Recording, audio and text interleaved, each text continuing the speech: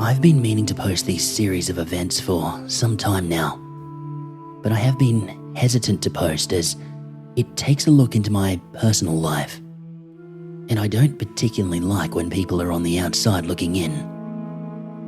However, I want to share this with you because I can't keep it to myself. So, before I divulge my story, I have to ask you, do you believe in the paranormal/supernatural? I don't think it's a question that pertains to a black and white answer, to be quite honest. There are things out there that are beyond our control and beyond our rational thinking. Things that just cannot be explained. But as humans, the majority of us try to rationalize it with things that make sense, things that have an explanation. But I've now had to ask myself the same question I just posed to you readers. Do I believe in the paranormal/supernatural? Well, after what I've seen, felt, and heard over my Christmas holidays, and just recently, I can't help but say yes. I'm pretty sure that everyone, at some point in their life, has genuinely thought that they have experienced or witnessed some kind of paranormal or supernatural occurrence. Sometimes it can be something as simple as the lights flickered when I asked if my grandmother was in the room. Other times, people will genuinely believe that they've seen paranormal creatures. Either way, they have experienced something that is beyond their own rationalization and have concluded that the paranormal/supernatural is the only logical explanation. So let me start by sharing with you a series of events that happened over the course of the 26th of December through the night of the 27th, whilst my sister and I were cleaning out my grandfather's cottage.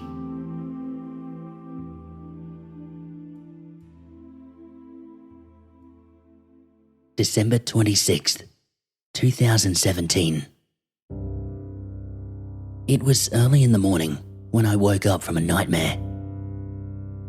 Covered in sweat and tears burning my eyes, I slipped out of bed and I began to journal the nightmare. It was an unusual one. Not one relating to my work, but rather to a memory I often tried to forget. I was not excited for this day. Every part of me wanted to cancel, but at that moment, my girlfriend, and now fiancée, Sarah, wrapped her arms around me and reassured me that everything would be fine. It had been just under 10 years since I was last at the cottage. To better understand my negligence to the cottage and my uncertainty about going there, it would be best to explain why I stopped going in the first place. Long story short, my grandfather passed away not too long after I was partially blinded. He took his own life in that cottage. It was only when my mother, sister and I showed up a few hours after he'd done it that we found him dead, hanging in his study. I later found out that he was terminally ill and he had taken matters into his own hands. My mother knew but didn't expect it at the time that it happened. However, on my 17th birthday, my mother surprised me with a gift from my grandfather. He passed down the cabin to me and asked me to take care of it in his apparent suicide note. Unfortunately, with the mixture of my teenage angst, along with the loss of both my grandfather and the use of my one eye, I refused to go back to the cottage. It didn't feel right, and it would never be the same. It was a constant reminder of that terrible day. So the cabin just sat there, untouched and unloved for many years, until this past December. It was around 9 a.m. when my sister arrived at my doorstep, ready to head out on this adventure to the place that we hadn't seen in so many years. There was something nostalgic yet very sad when we began our route.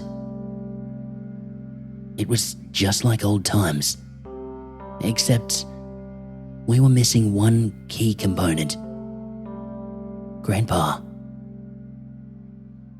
The guilt of my negligence ate away at me for the entire ride there. After about 2.5 hours of driving, we finally pulled up to what used to be the very long and lonely dirt road up to the cottage. However, with years of overgrown bushes and a thick layer of snow, the road wasn't much of a road anymore. It was just a narrow trail, just big enough for my brother-in-law's truck to fit through. After getting stuck in the snow a few times, we finally pulled up to the cottage at around 2 p.m. To paint the picture of what it looks like, it's a small wooden cabin, replaced with bricks and an added addition that my grandfather and I built many, many years ago. It was once a cabin, but after the renovations, my grandfather, being originally from northern Canada, renamed it as his cottage.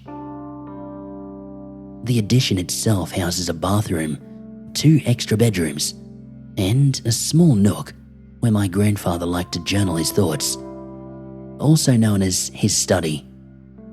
The original portion of the cabin has only one small room, mainly used as a pantry, and then a living/kitchen area.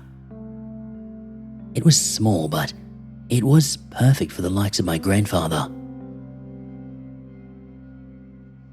At first, we walked around the exterior of the cottage, looking for anything that might tell us what we could expect after years of neglect. And to our amazement, the only thing that seemed to be out of place was the scratches below the one-bedroom window and the open cellar door on the left-hand side of the cottage. A padlock, which had initially been there, was now missing. A certain relief washed over me, as there was no way in or out of that cellar other than through that door. That meant that we didn't have to worry about something getting into the cabin itself. But after a bit of speculation, my sister and I agreed not to look in the cellar, in fear that there might be a wild animal hiding from the cold. So instead, we walked away from the open door and entered the cottage itself. It was like no time had passed at all when I slid my key into the lock and it unlatched. Opening the door, the smell of dust and time spiraled around us. Then, I smelled something I wasn't expecting. Rot. Confused, I commented on this, and my sister, in turn, denied smelling anything strange and walked past me into the cabin. I don't know how to explain the feeling that washed over me when I stepped inside after her. But it was like I was suddenly full of dread. I couldn't quite place the feeling, but it was similar to a gut feeling that I had only ever felt while answering the worst distress calls. At that moment, I imagined Sarah's hand slipping into mine, the thought of her touch comforting me immediately. The storm that was raging in my head slowly dissipated to a light rainfall. After about a minute of just standing there looking around, my sister, Claire, took no time in tumbling through the house yelling, "Clear," after she checked every nook and cranny that the cottage had. We were well into our 5th hour of cleaning and going through things when Claire brought up the elephant in the room. So, she took a deep breath. Who's going to do Grandpa's study? I looked down at my dirty hands, wishing I was anywhere else in the world. Almost as though she read my thoughts, she spoke again. Well, maybe we should do that tomorrow. It is getting kind of late. It was around 2 a.m. when the oil lamp began to dim, and I felt my eyes getting heavy. My sister's shallow breathing and the low buzz of the space heater were lulling me to sleep slowly, when I heard a faint sound. The creak of a window opening. It was so faint that had there been any other noise in the cottage, I probably wouldn't have heard it. I sat straight up, looking at the dimly lit doorway into the other part of the cabin, expecting to see something or someone standing there. But alas, there wasn't.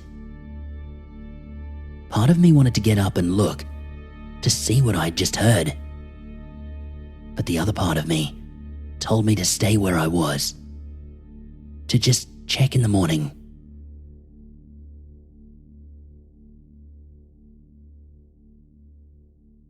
December 27th, 2017. Wake up! My eyes flew open and my heart was pounding. Sweat poured down the side of my temple and I sighed with relief. Claire knelt beside me with a worried expression. Sarah told me you had nightmares, but I didn't realize that they were this bad. What time is it? I rubbed the sleep from my eyes, realizing how truly bright it was, averting any conversation about what I had dreamt about. It's like 2:30. I was shocked. I wasn't one to usually sleep that long. However, I wasn't entirely sure at what time I finally got to sleep. The last thing I remember was seeing the dawn crack through the curtains. I sat there, thinking about the nightmare that I had just woken from. Usually these nightmares pertain to my work, but this time it was different. I was running from something in these very woods, panting and screaming for my sister, but she was nowhere to be seen. When I finally made it to the cottage, my grandfather was sitting there on the couch, a twisted grin, skin peeling off his face. And he spoke to me. "Run," was all he said before I was woken up. About an hour after I'd woken up, I finally mustered up the courage to enter the other part of the cottage, remembering the faint noise less than 24 hours earlier. I walked up the hallway, past the first bedroom, looked in, and saw that nothing felt out of the ordinary. I then checked the other room, and my blood ran cold the second I looked in. The window was open by just a sliver. "Claire, could you come here for a second?" I stood halfway into the room, staring at the window. She came down the hallway and stood behind me looking in. "What?"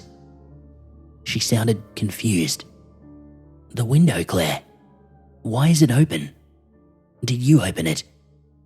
I thought I heard something last night. What if..." My mind spiraled to my worst case scenarios. I did unlock all the windows when I was checking around the house yesterday, after we first got here. I thought I locked them back up, but I could have missed it accidentally. Sorry. She shrugged and then said, Are we doing Grandpa's study now? I want to leave in the morning, so maybe we should finish up before it gets dark. Pack up the truck and head out bright and early. We could leave tonight, I said. The thought of staying here another night sent shivers down my spine. In the dark? No way. I'm not driving on that highway at night. She crossed her arms. I'll drive then. She scoffed, knowing all too well that my driving abilities at night were mediocre at best. What are you so afraid of? She sounded concerned. Her protective, older sister side was kicking in. I thought I heard the window open last night. Then I had this awful nightmare. I wanted to bury myself in the snow out of embarrassment. I was never one to get scared easily. I was always the person who rationalized everything. Listen, she put her hand on my shoulder. You're just not used to the quiet out here. You're used to the city life where there's always a car passing by or a dog barking in the distance, you know?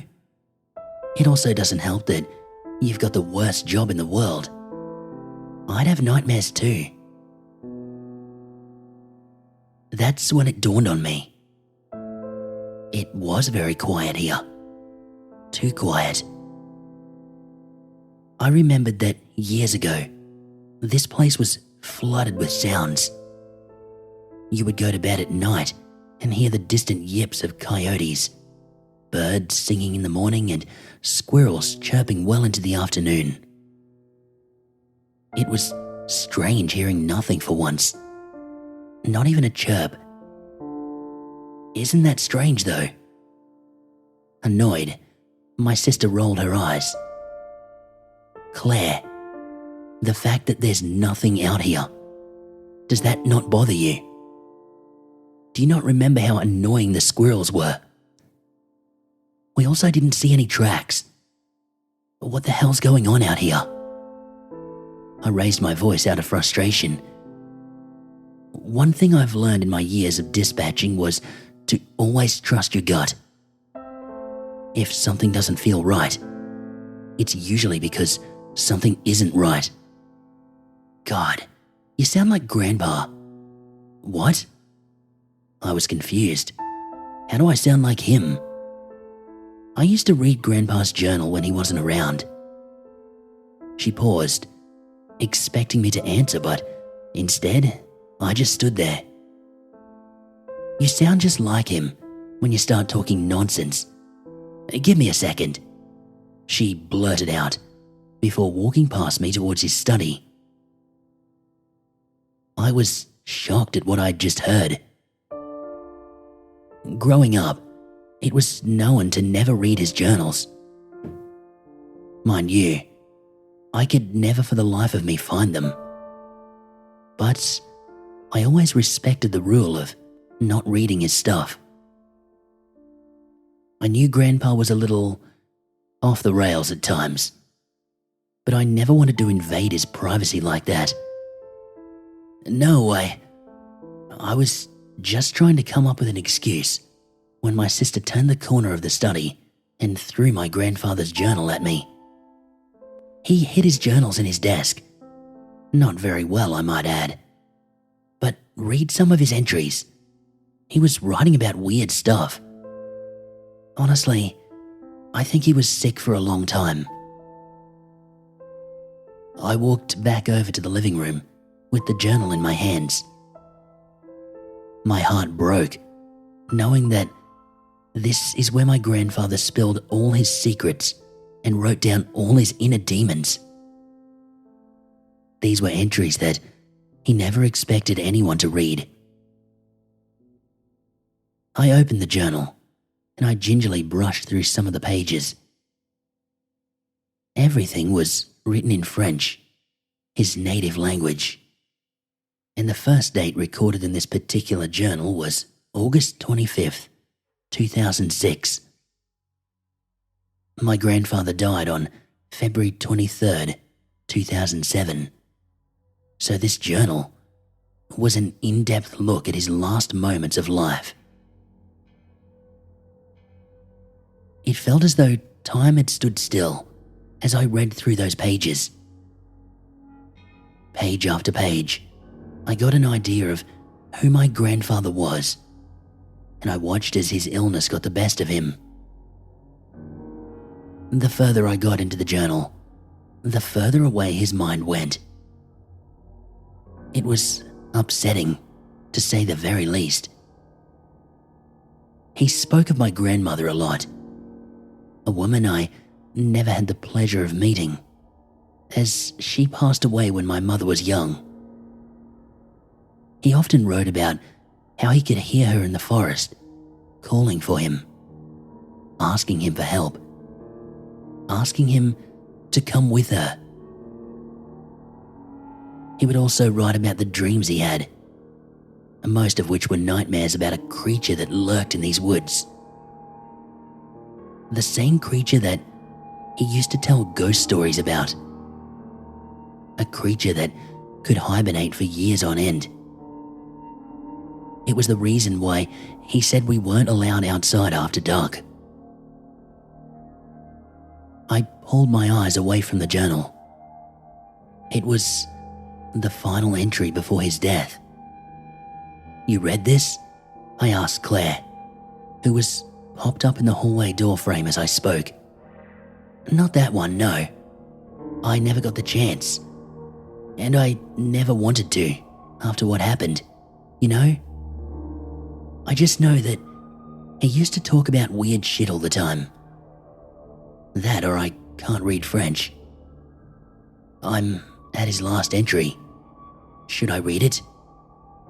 "I think we're old enough," Claire said, leaning against the doorway. I cleared my throat, and I began to translate as I read.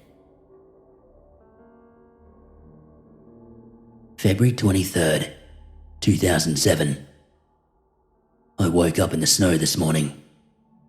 I think I had another fever last night. I don't remember much of yesterday, other than when I heard her voice through the window.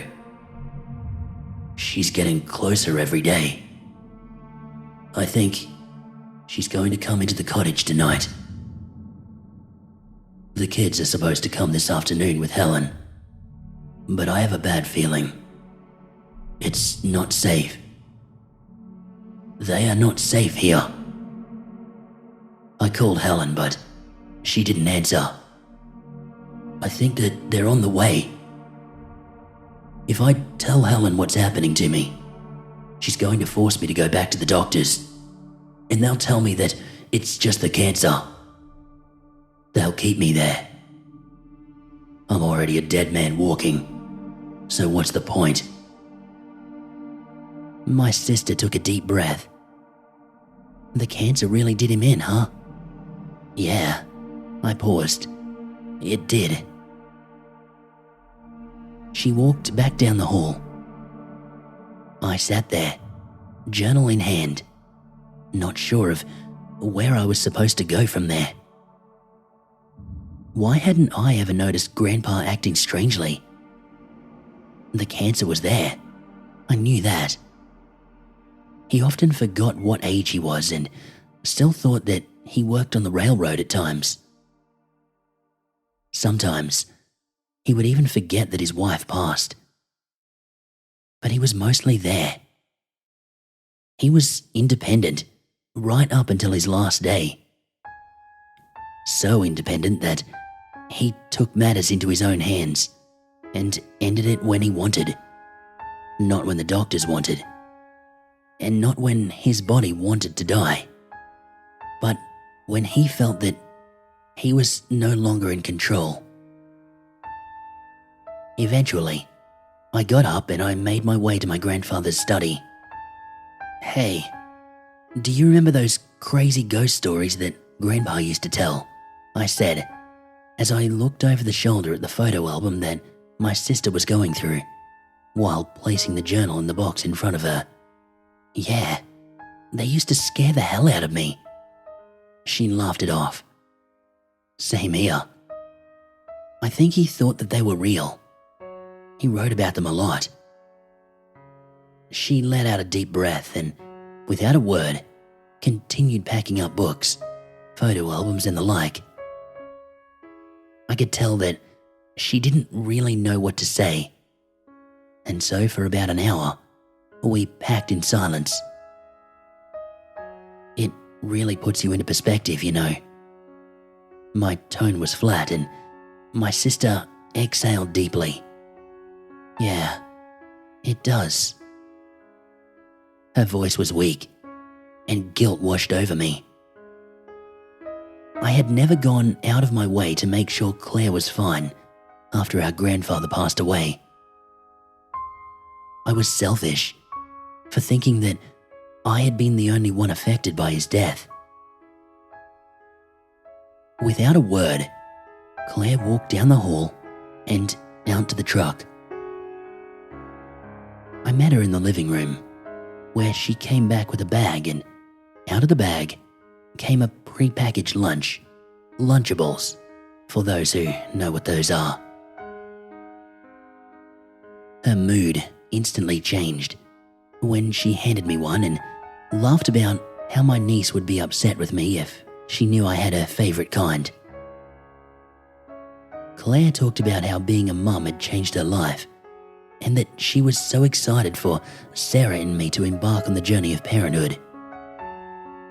She must have talked about parenthood for nearly 2 hours when she finally fell asleep. I sat up against the couch, expecting to hear the opening of a window or anything else for that matter. But there was nothing to hear other than Claire's soft snores. Rot engulfed my nose. The scent had never left, but I had gotten used to it since we arrived. A smell that my sister said she couldn't smell. I closed my eyes, thinking of my grandfather and everything that had led up to this moment. I had spent so long mourning the loss of my grandfather that I had left his cottage, the only real piece of him that I had left, to rot. Ironic, isn't it? I thought to myself. I laid down, looking through the curtains at the moonlight that shone through, when I felt a slight tingle in my toes that travelled its way up my legs. The tingle of sleeping limbs slowly turned into a burning sensation, and I sat up in a slight panic. I zipped open the sleeping bag, pulled up my pant leg and put my hand against my left leg. The skin itself didn't feel warm, but it felt as though my legs were burning up from the inside. I got up and I started to pace the living room, hoping that this sensation was a weird Charlie horse, but it only got worse. I grinded my teeth, holding in a yelp and trying not to wake my sister. I threw open the front door of the cabin, letting in the icy breeze, and in a matter of seconds, my pants were off and I dropped to my knees in the snow. I was on all fours, breathing heavy as the burning sensation dissipated in my legs. I closed my eyes, wishing that I had never come back here. When suddenly, I heard the crack of a branch. I scanned the forest edge, peering in between the bare trees, looking for anything that might have made that noise. There was nothing I could see, and so I quickly got up and I walked backwards into the cottage. I closed the door, bolted the lock, and made my way to the window. I sat there on the couch, facing the window where I had peeled back the curtain, watching and waiting to see something, but nothing ever happened.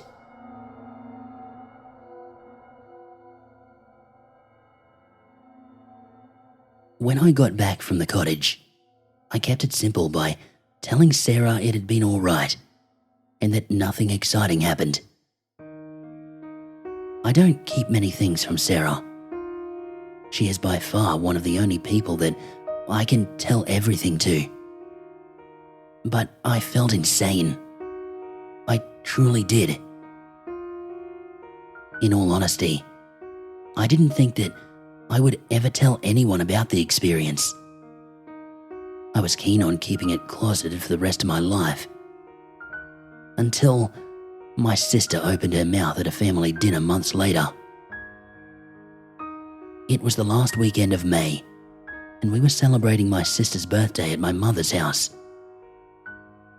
We started drinking, which led to many drunken discussions about our childhood, and then about Grandpa's cabin. The conversation was innocent at first, but then turned sour, as Claire was notorious for starting arguments. It's almost completely cleaned out of his stuff. If Ethan had actually taken care of the place, it wouldn't be so bad. He should have given me the cottage. I would have actually cared.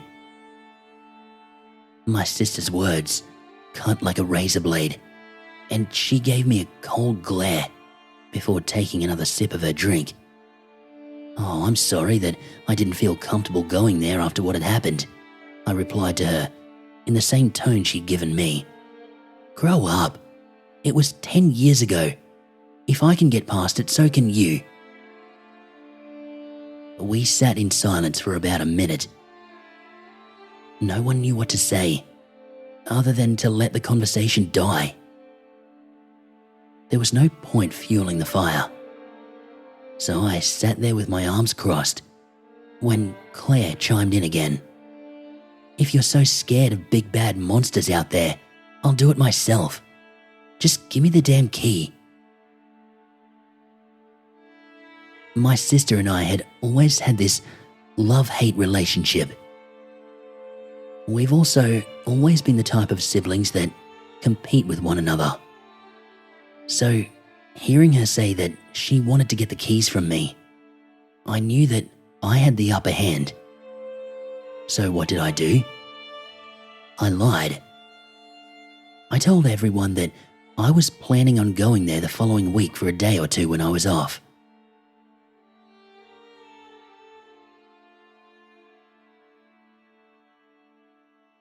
June 6th, 2018. The following week rolled around in no time, and there I was, my bag packed, ready to head over to the cottage.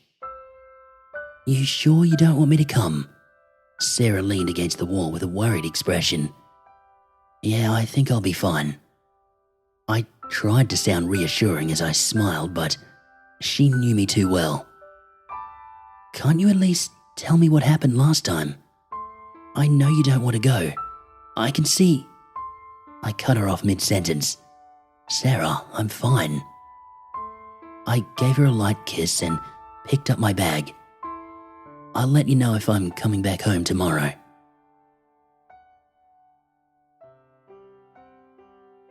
It was relatively late in the afternoon. Traffic was light. The drive felt agonizingly long as the pit in my stomach grew larger and larger.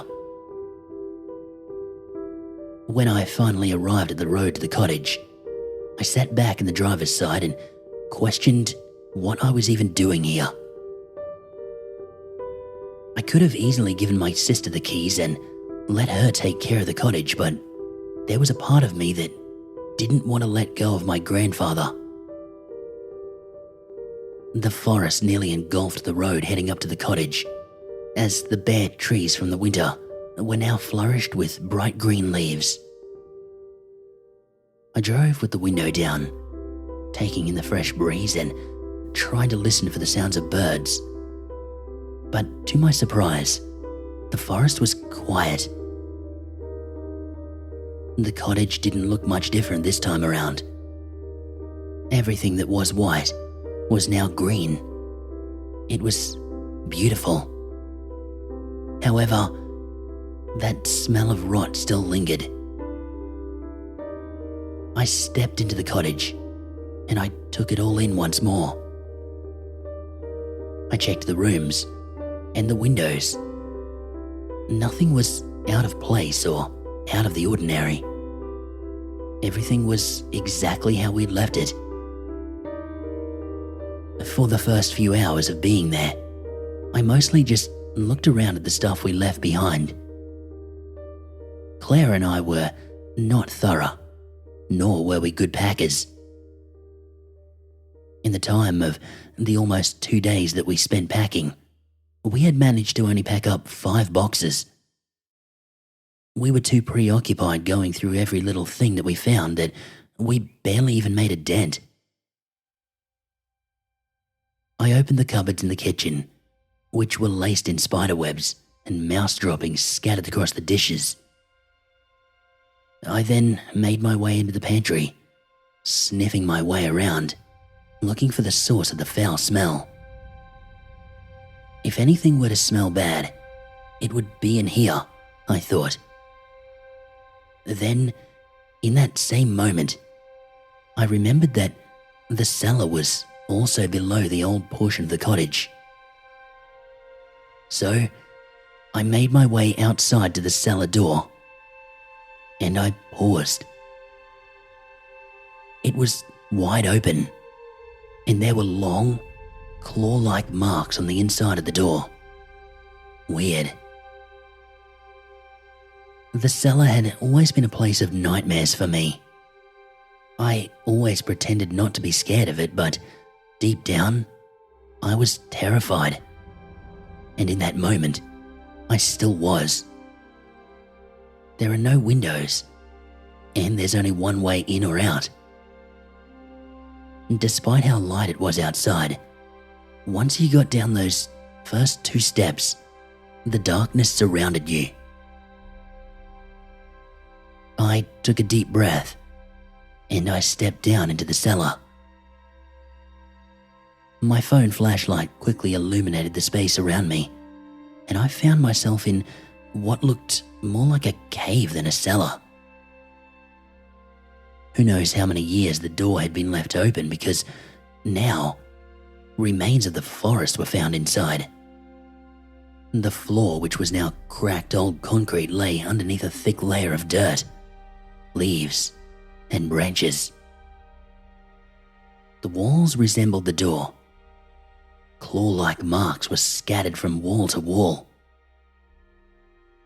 I stood in the middle of the room, taking in the fact that I was standing in the middle of a den of some sort, when suddenly something caught my eye. It was a bone, protruding from a pile of branches and leaves in the far right corner. That could explain the smell over the winter, I thought. Had there been a dead animal down there? The smell could have easily wafted up through the floorboards. As I was standing there talking to myself, the hairs on the back of my neck stood up. An eerie feeling washed over me. It felt as though someone was looking at me. I turned back, expecting to see someone standing at the bottom of the steps, but nothing was there. However, the feeling remained, so I took that as a sign to leave. When alone at the cottage, a single hour felt like a century. By the time the sun set, it was just after 9 p.m, and I felt myself growing more anxious the darker it got. I consider myself as someone who is pretty much fearless, but being there submerged in the darkness and silence, that made me nervous. The oil lamp was burning brightly, and I was trying to occupy myself in the book that I was reading, when that god-awful rotting smell filled my nostrils. I sat up, looking out through the curtains. Curiosity got the best of me. Something in the forest was rotting, and unless I figured it out for myself, I was not going to be able to let it go. I stepped out of the cottage, the oil lamp in hand, and I walked cautiously over to the tree line. My grandfather always told my sister and me that we were not allowed past the tree line after dark because it wasn't safe. He said that the monsters will get you. I stopped at the edge and I contemplated. Maybe he was right. Perhaps there is something out there. I felt childish, but after everything that I was told and what happened the last time I was here, could I really blame myself for being scared? I stepped into the brush of the trees and the tall grass, and I walked out into the forest. It was dark, and the oil lamp only created ominous shadows in the distance. That smell of rot was becoming more and more nauseating. I was getting close. I passed by trees that were stripped of their bark. Not uncommon for this area, but still unsettling when following the scent of rot. I looked back, and I realized how far in I had gotten. I was at least 15 yards from the edge of the tree line, and the woods only got thicker and thicker the farther you went out. Ethan? I was so lost in my own head, looking for the source of the smell, that I barely heard my name. But it was a voice so familiar that I stopped dead in my tracks. The sound of her voice in the middle of the woods left me paralyzed. Claire? I called back to her, confused.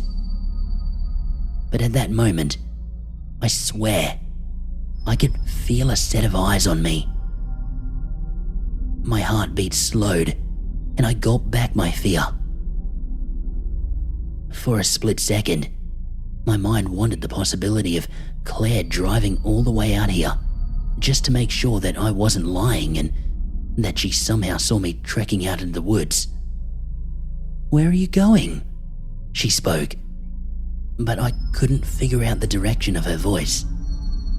So I stood there, turning from side to side, looking for any signs of her.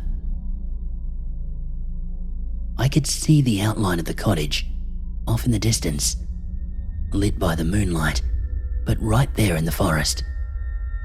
The shadows created by the oil lamp danced around me. They mocked me. How could you be so naive, walking out here by yourself? I said to myself. I took a step forward, towards the cottage, listening and scanning the bushes ahead of me. A branch cracked somewhere behind me, and my body lunged forward. I've never run faster in my life. I ran, despite the branches swooping down at my face, while trying to hold the oil lamp as steady as I could. I ran, nearly tripping every 2 seconds from a rock or branch being closer than I thought. And when I broke the tree line, I turned back, expecting to see something running towards me. However, the woods were silent. Not a single sound could be heard. I waved the oil lamp around, illuminating everything around me. But I couldn't see or hear anything. My mind was racing.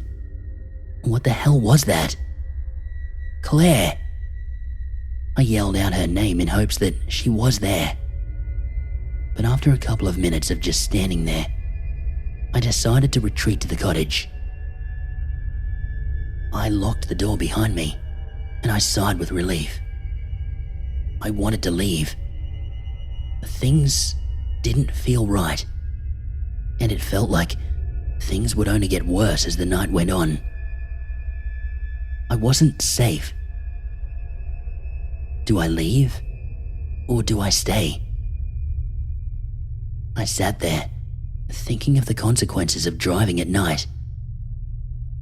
The road out here was dark and winding. Being blind in one eye has never really affected my everyday life, but it definitely does affect my nighttime driving.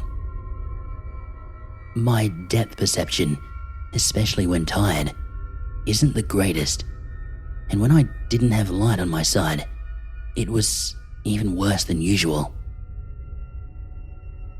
After too many accidents, I told myself that night driving was no longer an option, and with being a parent, I no longer thought about myself first. I thought about my daughter. I fiddled with my keys, thinking, was leaving really an option? Was risking my life to go worth the heartache of potentially putting Sarah in a position where she would have to tell our daughter that her dad never came home when she was young? Was it worth it? Because I was scared? No matter if I drove out there at that moment or if I stayed, my stomach was in knots. There was no safe way out of this situation. My choices were that I remain there and lose my mind until morning, or I risk my life trying to leave. Risking it was not an option at that point, at least in my mind. It just wasn't. It was just after 12 a.m. and my phone was pretty much useless at the cottage. Although there was cell phone reception, the coverage out there is so bad that it would continuously cut in and out of service. Not knowing what to do next, I pulled over the old living room chair and I just sat at the window. I turned off the oil lamp, minimizing my own reflection in the window. It was dark, as the moonlight was hidden behind some clouds, and I felt defeated. My grandfather had always warned me of monsters out in the woods, but it never felt real. I thought that it was a tactic to keep me from going exploring and getting hurt. I never thought it could actually be real. Was it real? Or was it just my mind playing tricks on me? Did I miss my grandfather so much that I actually believed in his cryptic stories? My eyes grew heavier as the night went on. It was dead silence. The only thing that kept me awake was that ever-reminiscing smell of rot somewhere in the distance of the trees. The breeze blew in from the open window and kept me aware of what was out there, and that maybe, just maybe, I wasn't actually insane. I don't remember when I fell asleep, but the last thing I remember seeing was two fireflies in the distance. Their little dance lulled me to sleep in the matter of what seemed like seconds.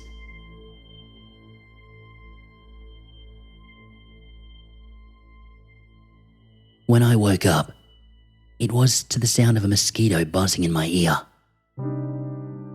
I opened my eyes, only to notice that I was no longer in the comfort of the cottage, but laying in the tall grass. It was still dark, and I felt that familiar tingling sensation in my legs. In seconds, this turned into burning. I yelped as I got on my hands and knees and looked into the forest. I could sense something watching me. The last thing I truly remember of that night was not having the energy to move and hearing my sister calling out to me from somewhere in the brush of the trees.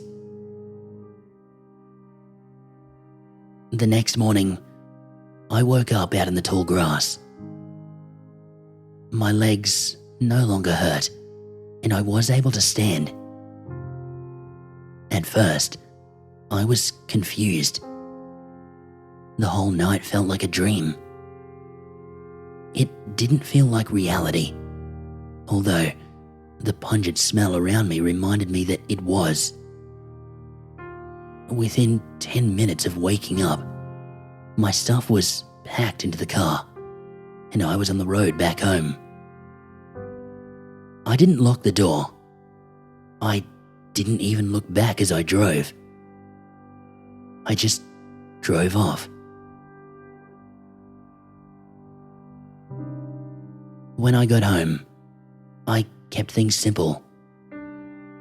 I had a bad time and Claire could have the cottage if she wanted it. Sarah didn't press for any more information. She simply dropped the subject and hasn't brought it up since. A couple of weeks ago, my sister was in town and I handed her the keys. When she asked me why I caved and gave her the keys, I told her that I would never go back there. That something sinister was lurking beyond the trees, and that if she didn't believe me, she would just have to experience it herself. Naturally, she laughed me off and told me to grow up. So here I am, a month and some later, chronologically piecing it together. Something is out there. I know there is. I may not have seen it, but I felt its presence. It's there, and it has always been there. He warned us, and he was right. I've heard and been through traumatic experiences. I know fear. I have felt it. But never like that. That fear that engulfed me on June 6th is fear that I have never experienced. It was paralyzing, both physically and emotionally. And to be honest, I can still feel it when I close my eyes. It lingers, right there in the back of my mind.